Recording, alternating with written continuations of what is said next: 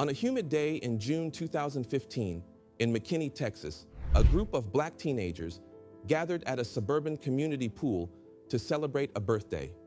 The neighborhood, Craig Ranch, was known for its manicured lawns, strict homeowners' rules, and a quiet unease about who was considered a resident. That night, when the crowd of mostly black teens arrived, a few white neighbors began to complain. They said the kids were being loud and that they didn't belong there.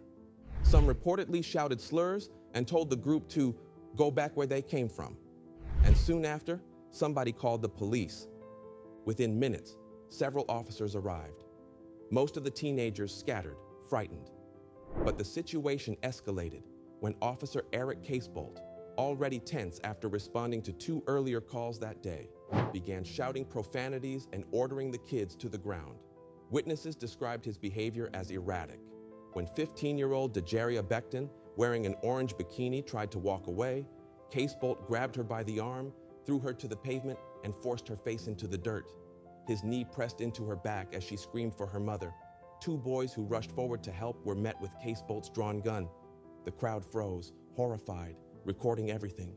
The video spread like wildfire. Millions watched a terrified teenage girl pinned to the ground by a grown white man in uniform. Casebolt was placed on administrative leave and resigned 3 days later. Dejaria and her family later reached a settlement with the city, but no criminal charges were filed. Authorities said that while his behavior was indefensible, it did not meet the legal standard for prosecution under Texas law. Prosecutors claimed there wasn't enough evidence to prove that his use of force was unlawful beyond a reasonable doubt. For many, that very incident was another painful confirmation that accountability in America still depends on who you are and the color of your skin. Since then, many more stories have followed, each echoing the same imbalance. A black man shot for knocking on the wrong door. A woman arrested for asking a question during a traffic stop. A teenager killed for playing music too loud. Each new headline feels like a continuation of the same story, repeating in different cities under different excuses. Incidents like this reveal what history so often tries to forget. The same racial order that once used segregation laws and lynching now operates through disturbance calls, stop and frisk tactics, and community policing that treats presence as threat. The names and methods evolve, but the logic remains. The control of black movement, freedom, and space. Yes, Jim Crow still lives in modern America. It no longer hangs signs that say, whites only, but it determines who feels welcome at a pool, who gets stopped on the road, who is followed through a store, and who is feared on sight. Stay with us now, because what follows is not a mere history lesson, but a revelation of how such an atrocious history was never buried. Once you see how Jim Crow has been rewritten into the very fabric of modern life, you'll understand why the struggle for justice in America is very much alive and ongoing. Subscribe to our channel if you're tired of sugar-coated history and want the actual truth, raw and unfiltered. Now, let's begin. Before we confront how Jim Crow still breathes in today's America, it's important to understand what it once was. The fact is, Jim Crow was never a single law or event. It was a full system of control built to replace slavery after the Civil War. Once emancipation threatened the South's old power structure, new laws appeared to keep that hierarchy intact. From the 1870s to the 1960s, segregation dictated nearly every part of black life, where people could live, work, learn, eat, and even sit. It was called separate but equal, but there was never really any equality. The purpose was to remind black Americans that freedom had limits, that they could serve society, but not share in its power. The right to vote was stripped away through poll taxes, impossible literacy tests, and open intimidation. Black schools were left underfunded and overcrowded. Good jobs and fair wages were systematically denied. And when laws were not enough, terror made up the difference. The Ku Klux Klan and other white radicals lynched thousands of black men, women, and children between 1880 and 1950, public spectacles that newspapers covered like local festivals. Every headline carried the same warning: the system didn't need justice to keep control, only fear. Eventually, through immense courage and sacrifice, the civil rights movement forced the country to confront itself. Marchers were beaten and jailed, leaders were killed, but their struggle brought the Civil Rights Act of 1964 and the Voting Rights Act of 1965. For the first time, the law recognized Black Americans as equal citizens. Yet history doesn't disappear when ink dries on a bill. It lingers in the structures built before it. Unfortunately for those who fought with their lives to end the old order, it still did not vanish. It merely adapted. Where mobs once carried ropes, modern enforcers carry badges. Where poll taxes once kept ballots white, voter ID laws now do the same work with cleaner language. Where segregation once controlled cities, redlining and unequal schools keep its pattern alive. Jim Crow changed its uniform, but its logic remained intact. Preserve power by limiting who counts as equal. And so, as America entered the 21st century, it began witnessing scenes that looked all too familiar. In May 2020, the world watched as George Floyd choked to death beneath the knee of a white police officer in Minneapolis, all over an accusation that he had used a counterfeit $20 bill. His death sparked a movement that reverberated through every city and every conscience. Yet Floyd's killing was not an isolated tragedy. It was the breaking of a dam that had been filling for years. In March 2020, Breonna Taylor, a 26-year-old EMT in Louisville, was shot to death in her own apartment after police forced their way inside on a no-knock warrant, searching for someone who didn't even live there. In February 2020, 25-year-old Ahmaud Arbery was chased down and murdered by armed white men while jogging through his neighborhood after they falsely claimed he resembled a burglary suspect. In 2014, 12-year-old Tamir Rice was shot within seconds of police arriving at a Cleveland park after a 911 caller reported that a boy had a gun. It was a toy. That same year in Ferguson, Missouri, Michael Brown, 18, was stopped by police for allegedly stealing a pack of cigarillos, then shot multiple times and left in the street for over 4 hours. And before them all, in July 2014, Eric Garner, a 43-year-old father of 6, was pinned to the ground by New York police for selling loose cigarettes on the sidewalk. One officer held him in a chokehold as Garner pleaded 11 times, "I can't breathe." Each of these tragic cases had its nuances, but collectively, they paint a damning picture. Black people in America are still often seen as suspects, threats, or targets, sometimes resulting in their deaths in situations where white people would likely walk away unharmed. The stereotype of the dangerous black man was created in the Jim Crow era to justify oppression.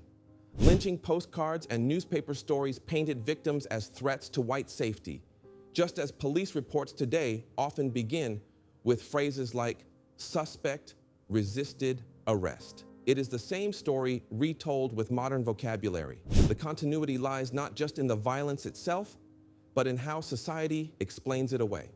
In the early 20th century, sheriffs looked away as mobs killed with ropes and torches. In the 21st, prosecutors hesitate to charge officers who kill with guns and knees. The tools change, the excuses stay the same. The protests that erupted after the deaths were unlike anything in recent history. The summer of 2020 saw the largest protests for civil rights in a generation. In the middle of a global pandemic, people of all races poured into the streets in all 50 states and around the world, chanting, "Black Lives Matter." They marched in big cities and small towns, from New York and Los Angeles to Paris and London. Many signs explicitly linking past and present, "Stop lynching us," or "Skin color is not a reason for suspicion," or simply the names of victims. It was an outpouring of anger, grief, and solidarity on a scale that surprised even veteran activists. This was not a black people's problem. It had become a national reckoning. White and other non-black allies joined in large numbers, in part because the Floyd video and others made it impossible to deny the reality of police brutality and racial injustice. The world watched as Americans, young and old, of every color, took a stand against what they perceived as modern-day systemic racism, often explicitly invoking the memory of civil rights struggles. It was common to see posters of Martin Luther King Jr. at these marches, or quotes from Malcolm X, as if the protesters were saying, "We are carrying on their unfinished work." The protests were mostly peaceful, though there were instances of unrest and clashes, and unfortunately, a few instances of rioting and property destruction that grabbed headlines. But the core message remained firm and just. End the brutality, value black lives, reform the police, and address the injustices that led to this moment. The emotions coursing through black communities and the protests were intense and layered. There was profound grief for the lost lives, for the shared trauma of witnessing yet another black person die needlessly.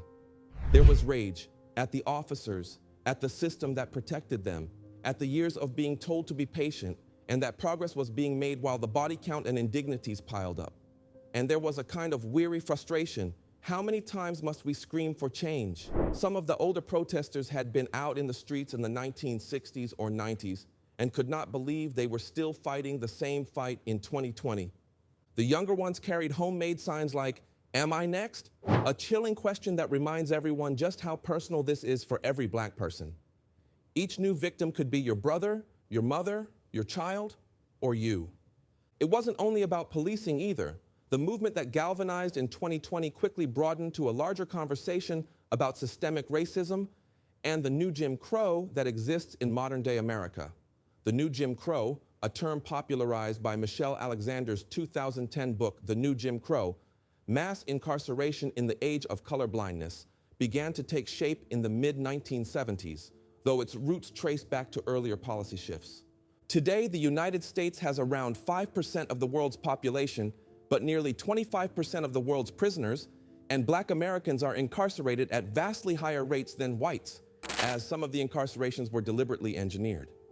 One of President Nixon's own advisors, John Ehrlichman, later admitted with shocking candor what their true goal was. In a 1994 interview, Ehrlichman explained that the Nixon White House had two main enemies: the anti-war left and black people. Admittedly, he spoke out. "We knew we couldn't make it illegal to be either against the war or black. But by getting the public to associate the hippies with marijuana and blacks with heroin and then criminalizing both heavily, we could disrupt those communities." Did we know we were lying about the drugs? Of course we did. This wasn't just one man's opinion. It was a strategy that played out nationwide. Tough drug laws were enacted with severe penalties, and they were enforced with a focus on black neighborhoods. Police departments, bolstered by federal funding, swept through urban black communities, making arrests for minor drug possession, while largely ignoring drug use in white suburbs and college campuses. The results were devastating.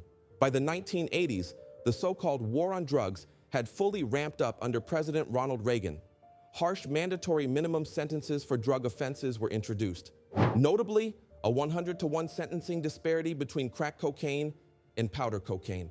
Crack, a cheaper form of cocaine often sold in poor black neighborhoods, carried far heavier penalties than powder cocaine, more popular among affluent whites. A person caught with just 5 grams of crack would face a mandatory 5-year federal sentence, while it took 500 grams of powder cocaine to trigger the same sentence. This disparity sent thousands of low-level black drug offenders to prison for years or decades, even as white users and dealers often got lighter punishment. It was racialized law enforcement masquerading as race-neutral policy. Consider this telling statistic. African Americans represent about 13% of the US population and roughly 5% of illicit drug users, yet they account for 29% of drug-related arrests and 33% of those incarcerated for drug offenses. In other words, black and white Americans use and sell drugs at similar rates, but black people are far more likely to be arrested and caged for it. By the 1990s, a young black man in America had become an endangered species in the eyes of his community. Endangered not by natural fate, but by the constant threat of the police, the courts, and the prison system taking him away. In some major cities, more than half of black men had criminal records. The impact on the community was catastrophic. Families broken, children growing up with fathers in prison, and a permanent underclass of people branded as felons who struggled to find jobs or housing after release. This struggle relegates them to a permanent second-class status, not unlike the second-class citizenship black Americans endured under Jim Crow. Looking at all of this, it's hard not to feel anger. How can it be that in the land of the free, so many black Americans are behind bars or under the watch of the criminal justice system? How can we accept a reality where a teenage mistake can condemn a black youth to a lifetime of marginalization, while others get a simple slap on the wrist for the same misstep? By the end of the 20th century, this new Jim Crow was in full force. Yet not everyone recognized it as such. It hid behind a facade of race-neutral law and order. Many Americans genuinely believed the crackdown on crime was simply about public safety, not about race. But for Black Americans living through it, the reality was clear. Consider what this means for the idea of justice. The scales of justice in America remain tilted by the weight of racial bias, both implicit and explicit. But the story doesn't end with prisons. The restrictions placed on Black Americans extend to the most fundamental right in a democracy, the right to vote. In the summer of 1964, during Freedom Summer in Mississippi, Black and white civil rights workers risked their lives registering Black citizens to vote. They faced arrests, beatings, even murder at the hands of white supremacists, all because the simple act of voting was seen as a threat to Jim Crow's order. The Voting Rights Act, passed in 1965, was supposed to put an end to that ugly chapter. It outlawed the literacy tests and poll taxes, sent federal examiners to supervise voter registration, and for decades it blocked states with histories of discrimination from changing voting laws without federal approval. Many thought this finally secured Black Americans' right to vote, but history has a way of looping back on itself. In recent years, a resurgence of voter suppression tactics that recall the old playbook, now dressed up in new legalistic disguises. One major turning point was 2013, when the Supreme Court delivered a controversial ruling in Shelby County versus Holder. This decision struck down a key part of the 1965 Voting Rights Act. The part that required certain states, mostly in the South, to get federal approval or pre-clearance before changing any voting laws. The rationale was that times had changed and such oversight was no longer needed. But to many observers, the court's move was dangerously naive at best, willfully blind at worst. Almost immediately after the Shelby decision, states that had been under pre-clearance began introducing new restrictive voting measures. It was as if a dam had broken. Back in the mid-2000s, civil rights groups were already warning that the same patterns that once kept Black voters from the polls were re-emerging. It was found that between 2011 and 2012 alone, even before Shelby, 24 laws and executive actions were passed in various states to restrict voting access, nearly as many as all the Jim Crow laws that had restricted voting during the segregation. After Shelby, those numbers only grew. By 2021, proposals to tighten voting rules surged in dozens of state legislatures. In just the first few months of that year, more than 360 bills in 47 states were introduced to restrict voting in one way or another. Many of these bills targeted methods of voting that are disproportionately used by Black and brown voters. For example, they limited early voting days or eliminated ballot drop boxes or made it harder to vote by mail, all under the stated premise of preventing so-called voter fraud. But no matter how they sugarcoat it, the intent was clear to those who remembered Jim Crow. Modern voter suppression wears a suit and tie, but it's chasing the same goal that poll taxes and literacy tests did: suppress the Black vote. Activists call it Jim Crow 2.0 because it so blatantly pulls pages from the old segregationist playbook.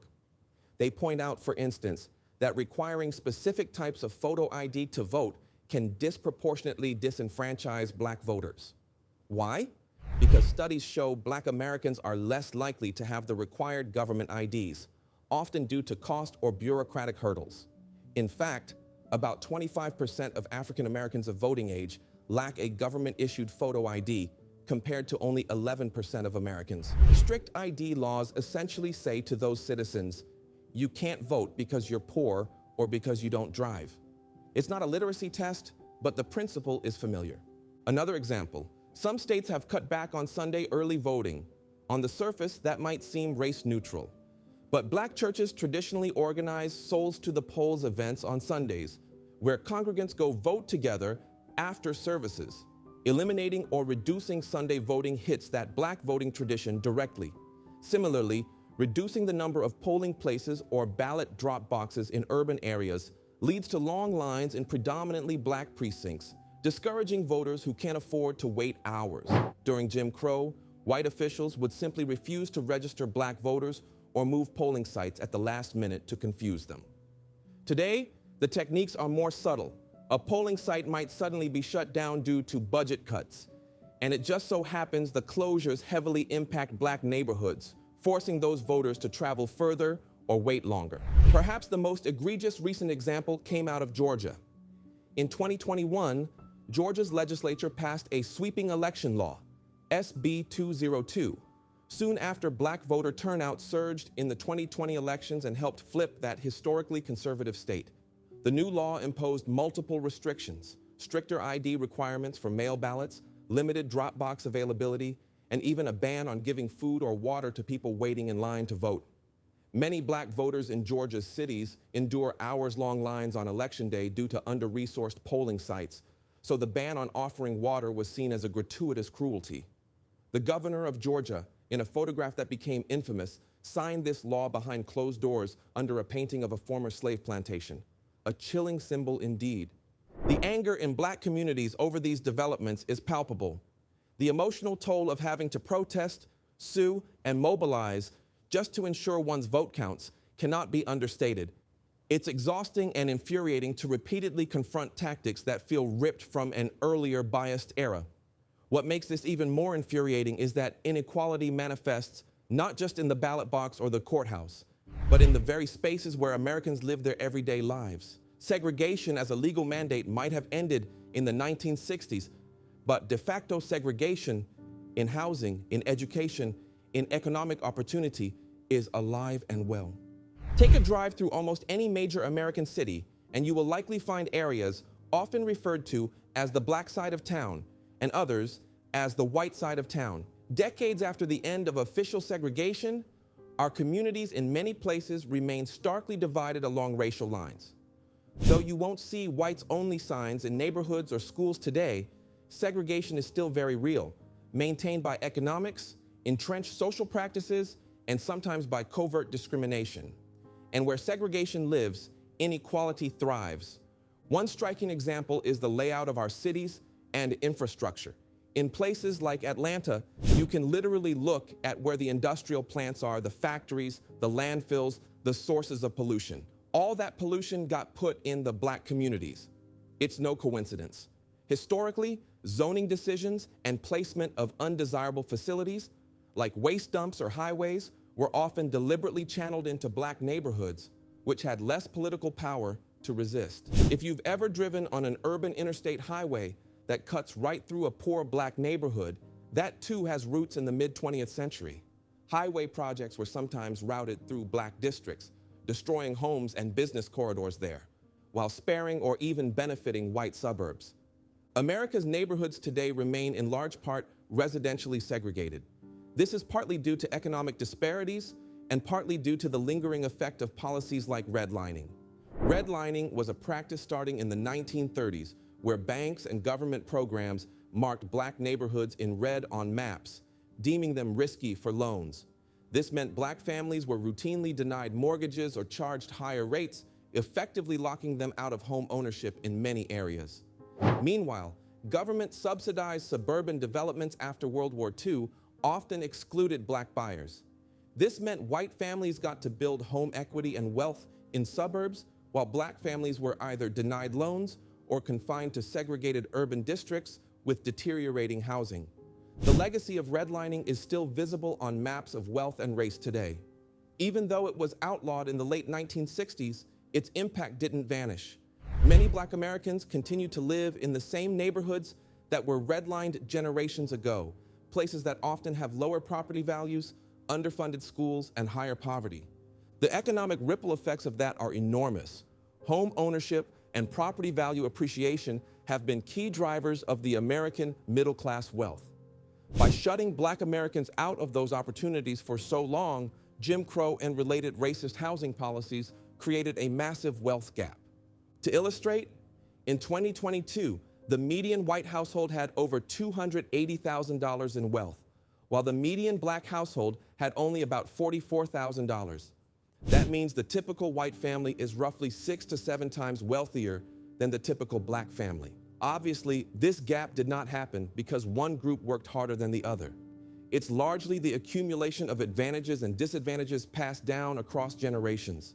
White families, even of modest means, often benefited from government aid and could build equity and savings that they passed on to their children. Black families were systematically denied those same tools or their assets were stripped by discrimination, such as predatory lending or higher interest rates. So in modern America, Black children are far more likely to grow up in low-wealth households, which affects everything from the quality of schooling they can access to their safety net in hard times.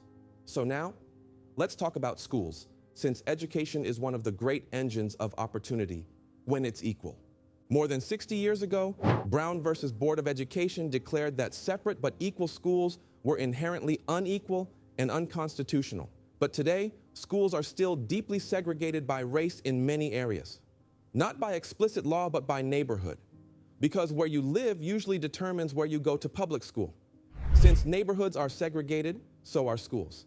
National data shows that a large majority of white students attend schools where most of their peers are white. And similarly, most Black and Latino students attend schools where the student body is predominantly minority. In fact, Black children are about 5 times more likely than white children to attend a school where the vast majority of students are non-white. Moreover, these minority-concentrated schools are often high-poverty schools. Over 70% of Black students attend schools with a high concentration of low-income families compared to about 30% of white students. High-poverty schools tend to have fewer resources, larger class sizes, less experienced teachers, limited facilities, and fewer enrichment programs. They also face challenges that come with poverty, such as students coming to class hungry or dealing with trauma. All this leads to lower academic outcomes on average. The achievement gaps between Black and white students, which everyone hoped would close after integration, persist and in some places have widened, precisely because our schools never fully integrated and our society never fully invested in Black education. When Black children disproportionately attend under-resourced schools, it's essentially the old separate and unequal under a new guise. None of this is to say there hasn't been progress or that every Black American is impoverished and every white American is affluent. Of course not. Many Black families have moved into the middle class and into integrated neighborhoods. Overt racial housing discrimination is illegal and less blatant now. But structural inequalities mean that even middle-class Black families often have less wealth than equivalent white families, and subtle discrimination still occurs. Meanwhile, many working-class and poor Black families remain stuck in the cycle of segregated, high-poverty neighborhoods. Those neighborhoods experience higher crime rates, often receive less investment from businesses and government, and have environmental hazards that can affect health. It's a cruel paradox. The very fact of segregation helps perpetuate the conditions that then are used to stigmatize and further marginalize those communities. Consider also the credit lending habits of banks. Even today, Black loan applicants face higher rejection rates for mortgages and business loans than white applicants with similar financial profiles. Studies regularly find that banks approve Black borrowers at lower rates and often offer them worse terms. Black entrepreneurs struggle to get the startup capital that white entrepreneurs might secure more easily. And since Black people can't access credit to buy homes or start businesses at the same rate, they're kept at an economic disadvantage that feels like an updated version of the Jim Crow rule that once said Black people couldn't own property in certain areas or couldn't get business licenses. Another domain is employment and income. While overt job segregation is outlawed, there remain gaps in unemployment and pay. Black workers generally have higher unemployment rates than white workers. Even with similar education, they also earn less on average. Some of this is due to differences in education and location stemming from the issues above. But even at the same education level, studies find Black workers often earn less. Hiring discrimination has been well documented in experiments where identical resumes with a Black-sounding name get fewer callbacks than those with a white-sounding name. The cumulative effect is that Black households tend to have lower incomes, which, combined with lower wealth, makes climbing the economic ladder a steep, uphill battle. All of this is why experts say the legacy of Jim Crow is a deep and enduring one. The United States had centuries of brutal, overt racial caste, first slavery, then Jim Crow, leaving behind a massive and generational gap in both wealth and opportunity. It's simply unrealistic to believe that a few short decades of legal equality on paper could erase such profound and systematic damage without deliberate and sustained effort. Instead, what happened was that the end of legal segregation brought visible progress for some, but left many of the old, invisible structures of inequality firmly in place. Now, it's not all doom and gloom. Many individuals and organizations are working tirelessly to break these patterns. There are efforts to invest in underserved neighborhoods, to reform school funding so that all children have access to quality education, to support Black-owned businesses, and to confront biases in banking and hiring. Some states and cities have passed fair housing laws that go beyond federal requirements, or initiatives to build affordable housing in wealthier areas to foster integration. The point, however, is that the fight against segregation and economic disparity is far from over. It merely entered a new phase after Jim Crow. Instead of visible colored signs, we have invisible ones, written in statistics and maps, signs that say, this neighborhood is Black and under-resourced, and this suburb is white and well-funded. Instead of literacy tests, we have credit score algorithms that correlate with race. Instead of segregated school statutes, we have school district lines that achieve a similar separation. The reality we've revealed is challenging, but awareness is, indeed, the first step towards change. There is growing recognition among many Americans of all races that these disparities are real and unacceptable. The question is what to do about it. Some advocate for robust government action, investments in Black communities, reparations for historical injustices, reforms to policing and schools. Others emphasize community self-help and solidarity. Often it's a combination of both. But one thing is clear: ignoring the problem is not an option if we wish to move forward. If this helped you see how deeply the system still affects us, don't let that awareness fade. Share this video, continue the discussion, and help others understand what's really going on.